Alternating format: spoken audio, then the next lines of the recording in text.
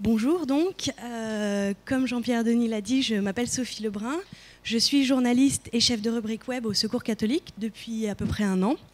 Je suis venue pour vous parler d'Internet comme lieu d'expression pour les personnes en précarité.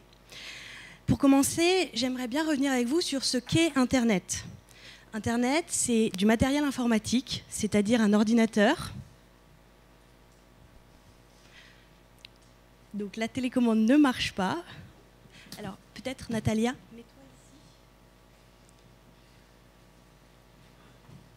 ici. C'est bon, voilà. Donc Internet, c'est du matériel informatique, c'est-à-dire un ordinateur, une tablette, un ordinateur fixe ou des smartphones. C'est aussi de l'électricité. On l'oublie assez facilement. Ensuite, un accès à Internet, c'est un abonnement parfois, ou alors dans un lieu public, on y accède souvent avec une carte d'identité, rarement sans. Et ces deux conditions impliquent très souvent un compte en banque. Ces choses ont l'air totalement naturelles, elles ne sont absolument pas pour des personnes en précarité. Philippe, 50 ans, une personne qui vit dans la rue depuis 20 ans, témoignait dans un article de Rue 89 que pour avoir un abonnement, il faut un RIB. Pour avoir un RIB, il faut un compte courant. Or, la plupart des SDF ont un compte épargne à la poste, qui est un livret A en fait, et qui ne permet d'avoir un abonnement que pour l'eau, le gaz et l'électricité. Ensuite, pour que tout ça fonctionne aussi, il faut un lieu sécurisé pour garder le matériel. Or, pour les personnes en précarité, et notamment celles qui vivent dans la rue ou qui sont baladées d'un logement à un autre, ça n'est pas aussi simple que ça n'est pas évident. Un autre Philippe, qui a aussi 50 ans et qui vit, lui, dans la rue depuis 8 ans, témoignait toujours dans cet article qu'au niveau de la sécurité, la rue, c'est aléatoire. Avec tous les mecs qui passent, c'est pour ça que je change régulièrement de planque. Et il ajoutait d'ailleurs, par contre, je n'irai plus dans les centres d'hébergement d'urgence, je n'irai plus, je me suis fait trop voler. Et ce genre de témoignage, on le retrouve aussi pour des demandeurs d'asile qui sont accueillis dans des centres d'accueil pour demandeurs d'asile.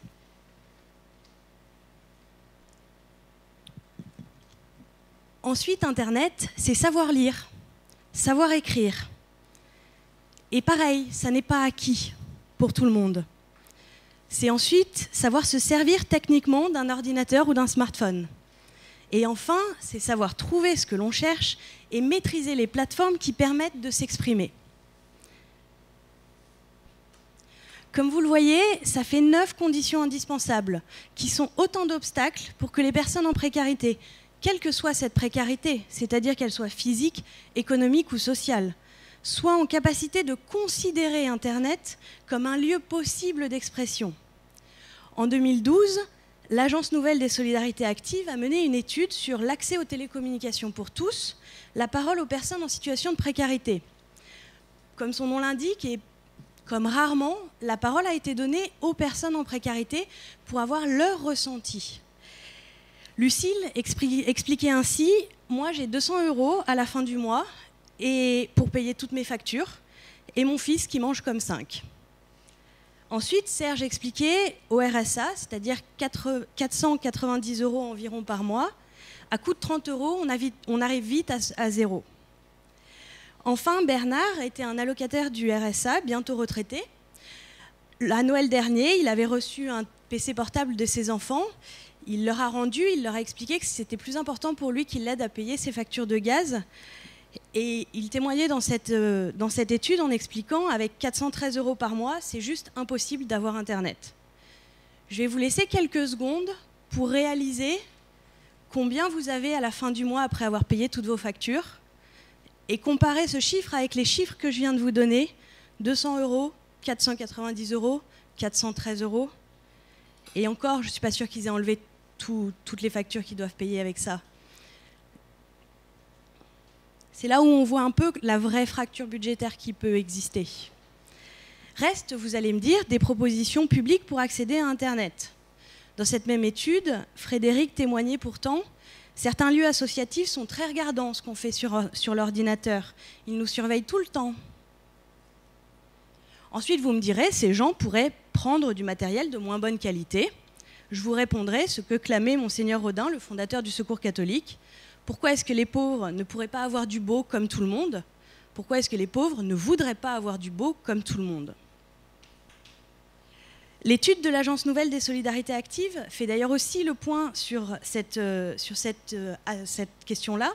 Ils expliquent que les ordinateurs reconditionnés ne semblent pas très attractifs pour les participants de l'enquête, qui préfèrent investir dans du matériel neuf. Et ensuite, on l'oublie aussi souvent, il y a des frais d'installation. Pour rappel, dans cette étude, ils expliquent que pour Internet, ça peut aller jusqu'à 130 €, principalement pour des frais d'ouverture de ligne. Et enfin, quand il y a un problème, nous, dans cette salle, on appelle un copain, on envoie un message sur Twitter, on a fait un appel Facebook, mais eux ne peuvent pas. Eux, quand il y a un problème, ils appellent un numéro spécial, surtaxé, qui va très vite, en fait. Et toutes ces dernières années, si les opérateurs ont favorisé l'émergence d'offres illimitées, par ailleurs, ils ont multiplié les numéros spéciaux et surtaxés quand il y a le moindre problème. Enfin, il y a le regard, votre regard, mon regard. J'étais dans un accueil du Secours catholique il y a quelques semaines et un demandeur d'asile m'expliquait « J'ai un smartphone, mais parfois les bénévoles me regardent un peu bizarrement, comme si c'était mal en fait ». Et la bénévole m'avait effectivement fait part de son incompréhension un peu plus tôt. Vous vous rendez compte, il a presque rien, il trouve quand même le moyen d'acheter cet outil. Ça pose question sur sa façon de gérer son budget. Sauf que quand il m'en parle, il m'explique que ce genre d'outil, ça lui permet d'appeler sa famille, d'avoir toutes les procédures informatisées de son téléphone, de pouvoir faire ses papiers, de pouvoir répondre rapidement à des demandeurs d'emploi, enfin, des demandes d'emploi, et de pouvoir s'informer, d'aller sur les réseaux sociaux, de garder un lien avec la société, de construire un lien avec la nouvelle société dans laquelle il est. Et n'ayant pas d'ordinateur, ne voulant pas en acheter un de peur qu'on lui vole, c'était beaucoup plus intelligent, c'était beaucoup plus pratique, c'était beaucoup plus rentable d'avoir un smartphone. Face à tout cela, des associations sont sur le pont. Le Secours catholique offre à certaines personnes en précarité des soutiens financiers pour acheter un ordinateur. À la rentrée dernière, j'avais rencontré Marion, une mère célibataire dont la fille rentrait au collège. Et à la première réunion parents-prof, la maîtresse leur explique que c'est quand même indispensable que chaque élève ait un ordinateur chez lui ou qu'il y ait accès régulièrement en tout cas. Marion avait un petit peu accusé le coup et la maîtresse enchaîne. Et pour garder contact entre les professeurs et les parents d'élèves, je vous propose mon adresse mail, c'est plus pratique. Donc Marion était revenue au Secours catholique en disant « Je suis très embêtée, je ne peux pas faire autrement, je n'ai pas d'adresse mail, je ne sais pas me servir d'un ordinateur, on n'en a pas à la maison, je n'ai pas le budget pour ça. » Et ça avait fait l'objet du coup d'une aide financière qui, pour le coup, était une manière d'éviter que cette personne ne se retrouve en précarité sociale et surtout qu'elle puisse permettre à son fils de ne pas être considéré comme le fils de pauvre, celui qui n'a pas d'ordinateur. Beaucoup d'associations mettent aussi en place des salles d'ordinateurs. Il y a plusieurs accueils de jour du Secours catholique qui l'ont fait. Ils proposent alors des cours d'informatique qui sont des lieux de socialisation, mais qui sont aussi un moyen d'apprendre la technique. Et les professeurs peuvent être des bénévoles, mais ça peut aussi des fois être des personnes accueillies qui sont devenues bénévoles parce que dans ce domaine-là, elles savaient faire. À Paris, il y a une association, l'association Ramage, qui a pour slogan de démythifier l'ordinateur pour en faire un outil banal et néanmoins très efficace pour lutter contre l'isolement des personnes âgées. C'est un service gratuit d'information et de conseil aux seniors qui désirent s'initier à l'ordinateur et à Internet ou qui souhaitent se perfectionner s'ils ont déjà du matériel. Cela passe par des temps en groupe ouverts à tous, mais c'est aussi une manière d'être présent si une personne a des besoins à domicile. Les bénévoles vont se déplacer pour l'aider là où elle est. Comme je vous le rappelais, la précarité, ce n'est pas forcément toujours quelque chose d'économique, ça peut aussi être social. Et là, c'est une lutte contre la précarité sociale et une inclusion pour essayer d'amener ces personnes à considérer Internet comme un lieu pour s'exprimer. On ne va pas se mentir, ceux qui sont les plus à fond dans ce domaine-là, c'est Emmaüs.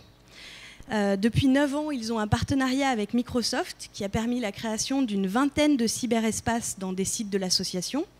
Les ordinateurs avec Internet sont utilisés à la fois par les personnes qui vivent dans les communautés Emmaüs et par les sans-abri qui passent par là. Microsoft soutient financièrement pour acheter le matériel, mais aussi propose à ses collaborateurs de former le personnel de l'association quand ils le désirent. C'est un pas vers une réduction de la fracture numérique. Il n'empêche que selon le bilan de cette association, ça reste une manière pour les personnes de retrouver leur famille, beaucoup plus que de témoigner de ce qu'elles vivent. Et nous reviendrons sur ça dans la conclusion. Très bientôt. Très vite. Depuis 2010, Emmaüs a aussi créé Emmaüs Connect, qui est devenu Connexion Solidaire, qui s'est donné pour mission de faire des télécommunications un levier d'insertion pour les personnes en difficulté. Grâce à de nombreux partenaires que je vous aurais détaillés si j'avais eu le temps, il propose notamment, en plus d'un matériel à prix réduit, des cartes Wi-Fi qui sont comme ce que Orange peut vous donner, et à prix très réduit, c'est-à-dire 1 ou 2 €, et les personnes peuvent mettre de l'argent par carte télépayée. Ensuite, et cette initiative est pour moi la plus marquante, et elle a été lancée par la Fondation Abbé Pierre. On va aller un peu plus vite. Voilà. Ça s'appelle Tweet de rue. Ça se finit aujourd'hui. Depuis 6 mois, 5 personnes du réseau de la Fondation Abbé Pierre, qui sont des personnes SDF, ont reçu un smartphone de la part de l'association et se sont engagés à tweeter leur vie, à donner la parole aux personnes qu'elles croisent dans la rue pour justement amener les personnes de la rue à s'exprimer sur leur situation.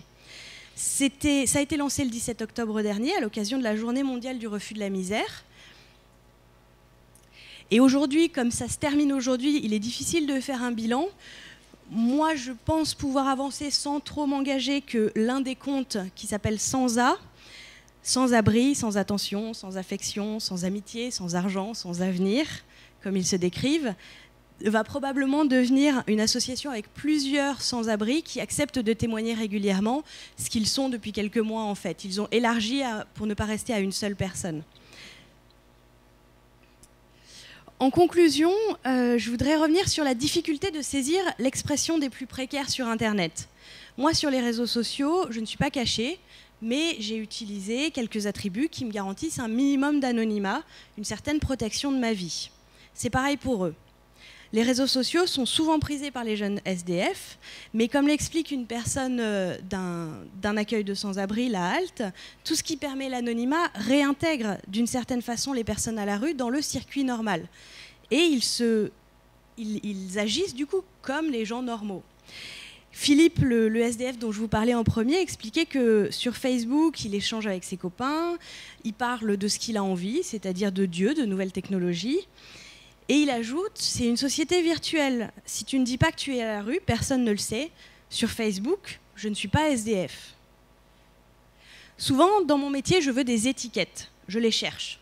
Savoir qu'un tel témoigne est sans abri, c'est plus intéressant et ça va changer le regard de mon lecteur sur ce témoignage. Donc je veux pouvoir mettre cette étiquette. Mais le net, c'est aussi un effaceur d'étiquettes tirées de la vraie vie. Alors peut-être y a-t-il de nombreuses personnes en précarité qui s'expriment sur Internet sans qu'on le sache, car justement, ils ne veulent pas de mon étiquette. C'est une frustration pour moi. Et d'ailleurs, il y en a une autre qui est venue dans le cadre des recherches pour cette présentation. J'avais très envie de trouver un blog sur lequel une personne sans abri explique la dureté de la vie, explique combien la précarité détruit sa façon de penser et sa façon d'agir. Et j'en ai pas trouvé. Par contre, aux États-Unis, il y en a une vingtaine qui sont répertoriées, que je pourrais vous communiquer si ça vous intéresse. De plus, si vous connaissez ce genre d'expérience, ça m'intéresse aussi beaucoup. Peut-être que vous avez eu des expériences, des histoires de personnes en précarité vous témoignant leur manière de s'investir ou leur manière de voir Internet, et peut-être même que vous accepterez de partager ces témoignages avec nous maintenant. Merci.